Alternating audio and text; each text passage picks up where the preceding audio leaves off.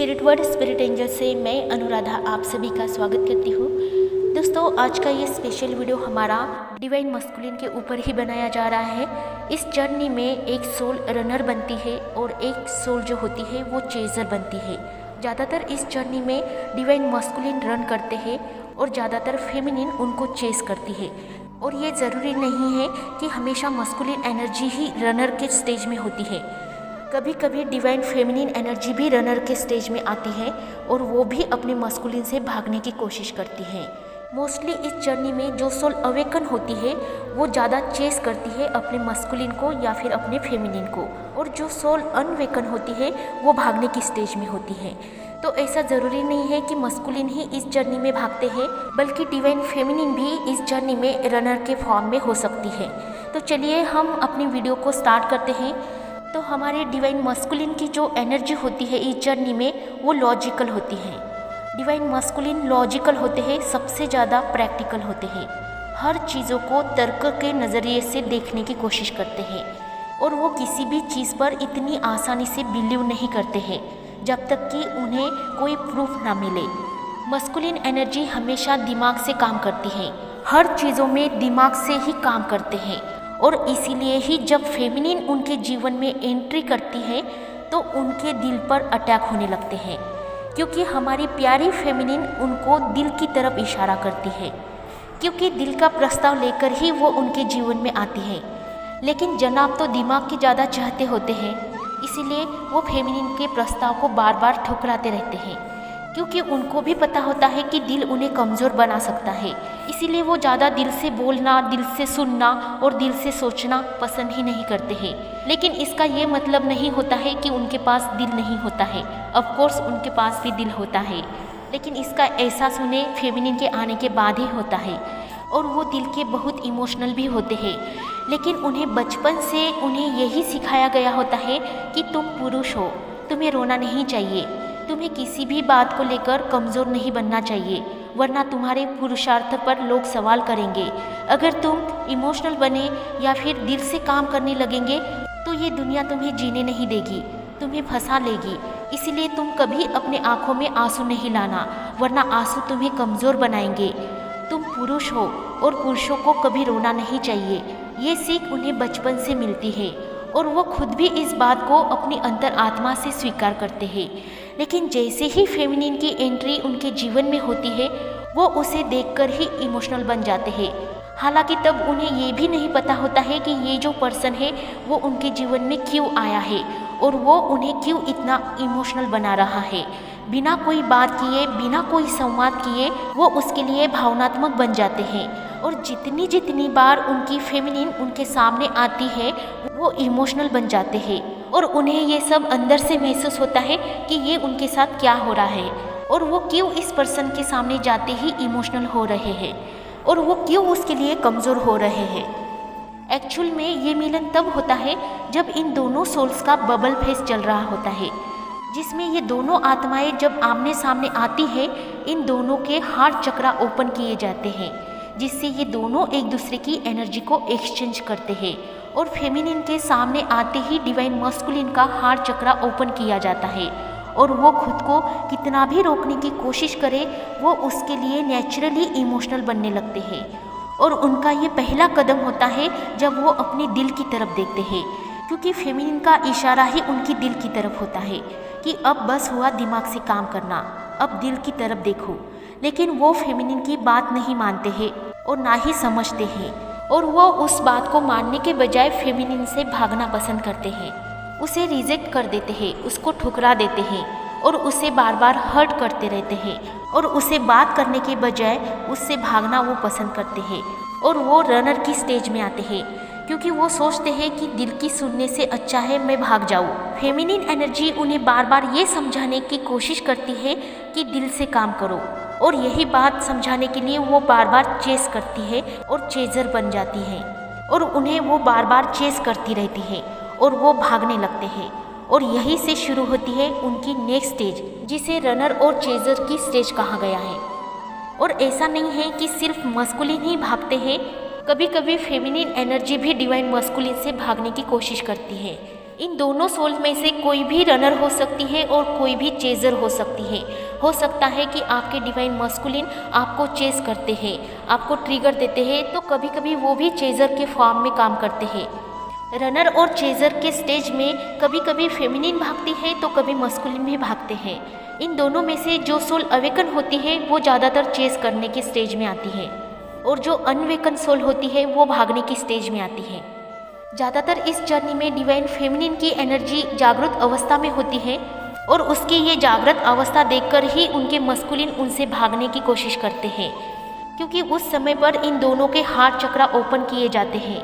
उस समय फेमिनिन का जो दिल होता है वो दिल देखकर ही मस्कुलिन उनसे भागना स्टार्ट कर देते हैं, क्योंकि फेमिनिन की एनर्जी इतनी ज़्यादा हाई होती है, इतनी ज़्यादा पावरफुल होती है कि उस एनर्जी के साथ डील करना या उस एनर्जी को कंट्रोल करना या उस एनर्जी का सामना करना ये डिवाइन मस्कुलिन के बस की बात नहीं होती है उस पल के लिए।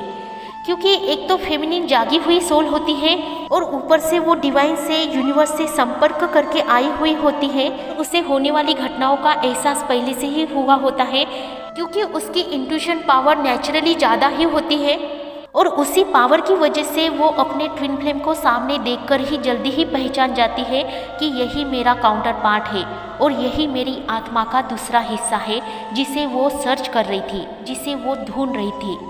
और इस बात को वो अपने इंट्यूशन पावर से बहुत ही जल्दी पहचान लेती है और अपने ट्विन फ्लेम के मिलने के बाद या उनके सामने आने के बाद वो अपना संयम खो देती है कि अब मुझे मेरा पार्ट मिल गया है और किसी भी तरह से मुझे बस इसे पाना है और मुझे बस इसे अपना बनाना है। और यहाँ पर बड़े मजे की बात ये होती है कि जैसे ही डिवाइन फेमिनिन की इस एनर्जी को डिवाइन मस्कुलिन देखते हैं तो वो भागने की स्टेज में आ जाते हैं, क्योंकि फेमिनिन एनर्जी यूनिवर्स से पहले से ही कनेक्ट हो चुकी होती है, जिसकी वजह से वो अपने डिवाइन मस्कुलिन को तुरंत पहचान लेती है और पहचानते ही वो उसे अपना बनाने की कोशिश करती है, जिसकी वजह से उनके डिवाइन मस्कुलिन भी उनसे भागने लगते हैं। क्योंकि डिवाइन मस्कुलिन उस समय में उस क्षमता में नहीं होते हैं कि वो अपनी फेमिनिन एनर्जी को स्वीकार कर पाए, इसीलिए वो उससे भागना पसंद करते हैं। लेकिन फेमिनिन एनर्जी ये कोशिश करती है कि मस्कुलिन भी ये सब चीज़ें जल्दी जान जाए और वो भी उसे स्वीकार कर ले, लेकिन ये इतना आसान नहीं होता है मस्कुलिन के लिए, क्योंकि मस्कुलिन ज़्यादा से ज़्यादा 3D वर्ड से बिलोंग करते हैं और वो इतनी आसानी से अपने 3D वर्ड को नहीं छोड़ सकते हैं। इसीलिए डिवाइन फेमिनिन के किसी भी सवाल का जवाब देने के बजाय वो उससे भागना शुरू कर देते हैं। और दूसरी बात तो ये होती है कि जैसे ही डिवाइन फेमिनिन उनके सामने आती है तो उनकी बोली बंद हो जाती है, यानी कि उनका थॉट चक्रा बंद कर दिया जाता है, ताकि वो कोई भी बात डिवाइन फेमिनिन को एक्सप्रेस कर ना पाए, अपनी कोई भी फीलिंग डिवाइन फेमिनिन को एक्सप्रेस कर ना पाए। और ये इशारा भी यूनिवर्स का होता है, उनका थॉट चक्रा यूनिवर्स के थ्रू ही बंद कर दिया जाता है। और फेमिनिन की इतनी हाई एनर्जी स्वीकारने की उनके अंदर क्षमता भी नहीं होती है, इसीलिए कि उनको समय चाहिए होता है, इसीलिए कि उनको समय की आवश्यकता होती है, उन्हें उस वक्त स्पेस चाहिए होता है और वो इतनी आसानी से फेमिनिन को चाहकर भी स्वीकार नहीं कर सकते हैं।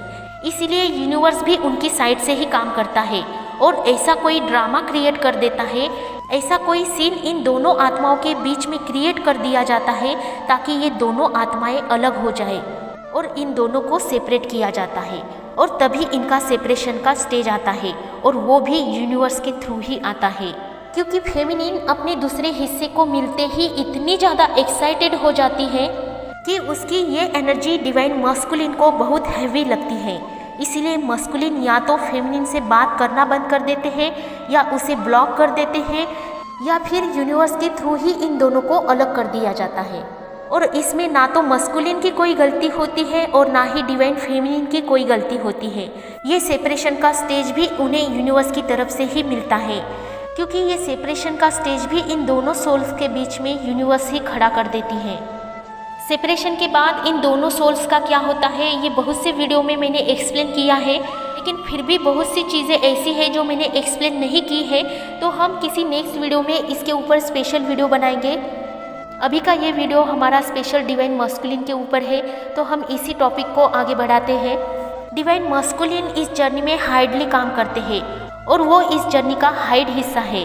इसीलिए डिवाइन फेमिनिन के लिए ये हमेशा सस्पेंस में ही रहता है कि इस जर्नी में डिवाइन मस्कुलिन की क्या एनर्जी होती है और डिवाइन मस्कुलिन इस जर्नी में कैसे काम करते हैं, क्योंकि उनकी सोल का जागरण बाद में होता है।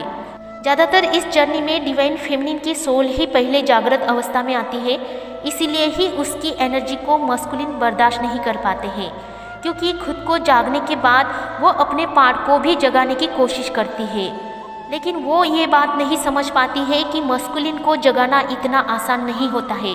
किसी सोते हुए को अगर आप जगाने की कोशिश करेंगे तो वो निश्चित ही आपके ऊपर बरसेगा, आपके ऊपर गुस्सा करेगा या फिर आपको कुछ भला बुरा बोलकर वो आपको भगा देगा। तो यही हमारे डिवाइन फेमिनिन के साथ भी होता है और उसे मस्कुलिन की तरफ से कोई भी रिस्पॉन्ड नहीं मिलता है और ज़्यादा से ज़्यादा मस्कुलिन की तरफ उन्हें ट्रिगर मिलते हैं, उन्हें सोल शॉक मिलते हैं और ज़्यादा से ज़्यादा उसे मस्कुलिन की तरफ से रिजेक्शन ही मिलते हैं। और इसमें मस्कुलिन की भी कोई गलती नहीं होती है, क्योंकि जिस तरह की लाइफस्टाइल वो जी रहे होते हैं उस लाइफस्टाइल से बाहर निकलना इतना आसान नहीं होता है उनके लिए, क्योंकि मस्कुलिन एनर्जी 3D वर्ल्ड में राजा की तरह काम करती है और 3D वर्ल्ड को पार करके 4D में आना या 5D में आना उनके लिए इतना आसान नहीं होता है। इसीलिए फेमिनिन को बोला जाता है कि उन्हें थोड़ा स्पेस दीजिए, उन्हें उनका टाइम दीजिए, उन्हें उनका समय दीजिए, उन्हें उनके हिसाब से चलने दीजिए। उनके ऊपर कोई भी फोर्सिंग की एनर्जी आप मत लगाइए, क्योंकि जितना आप उन्हें फोर्स करेंगे उतना ही वो आपको रिजेक्ट करेंगे, उतना ही वो आपसे दूर भागेंगे। क्योंकि ये एक्सपीरियंस आप खुद लीजिए कि जितना आप अपने डिवाइन मस्कुलिन के पीछे भागेंगे उतना ही आपके डिवाइन मस्कुलिन आपसे भागेंगे।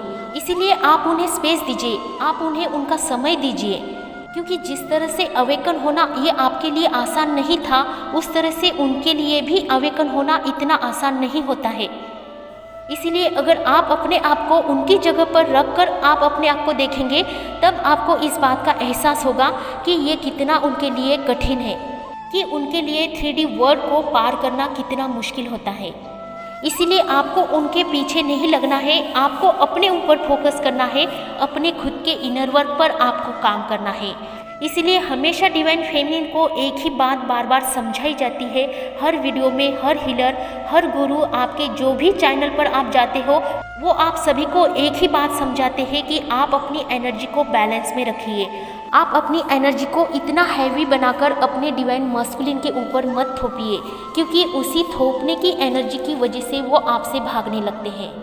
इसीलिए फेमिनिन को ये भी बार बार बोला जाता है कि आप अपने डीएम को चेस करना बंद कर दीजिए और आप अपने ऊपर काम कीजिए। और अगर आप उन्हें अपनी पहचान करवाने की कोशिश करेंगे या फिर आप उन्हें इस जर्नी के बारे में बताने की कोशिश करेंगे तो वो आपके ऊपर इतनी आसानी से बिलीव नहीं करेंगे, क्योंकि वो भी अपने हिसाब से इस जर्नी में काम करते हैं और यूनिवर्स भी उनके हिसाब से ही उन्हें इस जर्नी में चलाते हैं।